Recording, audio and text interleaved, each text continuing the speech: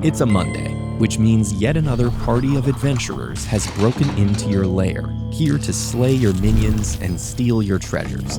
Judging by the trail of destruction, you're up against a fighter, a rogue, and a cleric. The first two won't be a problem for a powerful necromancer like you, but the cleric's spells are trouble. If they can cast even one on you, you're a goner. Which is why it's lucky that the party has fallen prey to one of your traps. In order to enter your inner sanctum, each adventurer had to drink either a truth or lying potion. Then, foolishly, one picked up a cursed skull, which immobilized all three adventurers' limbs for 10 minutes, or until you physically interact with one of them. You rush to the scene, bearing a magical ring that can render a cleric harmless, and have no idea which adventurer is which. Well, that's okay. The potions they drank will compel each to answer one question with either the truth or a lie. You demand, which one of you is the cleric? Agan answers, Bjorn is not both a lying potion drinker and a cleric. Bjorn says, either Agan drank a lying potion, or I am not a cleric.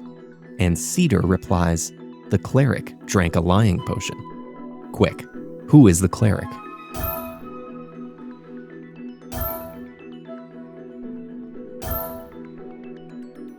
In order to find the cleric in this puzzle, originally crafted by master logician Raymond Smulyan, we'll need to also figure out who drank what. There are several paths to the solution, but Cedar's statement is more straightforward than the other two, so let's start there. If Cedar's telling the truth, she can't be the cleric, since then the cleric would also have to be a liar. But if she's lying, she also can't be the cleric, because then the cleric should have told the truth. So the cleric must be Agan or Bjorn. Let's assume that Cedar is telling the truth, meaning the cleric is lying. If Agan is also telling the truth, Bjorn must be the lying cleric by the process of elimination. But Agan's statement contradicts this by saying that Bjorn can't be both lying and a cleric, leaving no possible cleric. If, on the other hand, Agan is lying, then her statement means Bjorn is a lying cleric. Now we need to look at Bjorn's sentence, and this is where things get tricky, because the way it's structured, it can be confusing understanding what a lie would be. So let's simplify. Bjorn stated two facts and said that exactly one of them is true. So, if Bjorn is telling the truth, it could be that one is true and two is false, or one is false and two is true. And if Bjorn is lying, it means that one and two are both true or both false. This is equivalent to the XOR or exclusive OR function in Boolean algebra, a branch of mathematics that deals with logical operations. Boolean algebra is the underpinning of the electronic logic gates that allow computers to function using ones and zeros instead of true and false. So now let's assess Bjorn's statement based on what we know. We're assuming that Agan is a liar, making one true and two false, because Bjorn would be the cleric.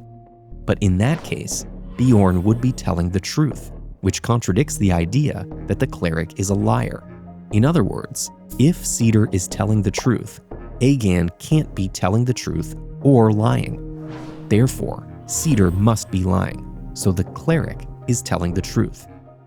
So again, let's consider the possibilities for Agan. She can't be lying, because then Bjorn would be a lying cleric, which we know isn't possible. So Agan must be telling the truth, and we're back to our truth table for Bjorn. Statement 1 is false, and if the second were false, Bjorn would be a lying cleric, again impossible. So statement 2 is true, making both Agan and Bjorn truth tellers, and Agan the cleric. You slide the ring onto her finger, polymorph all three into skeletal mice, temporarily of course, you're not a monster, and send them on their merry way. But in that moment, was there a connection? Looking for your next challenge? TED Games are here. and we want you to play.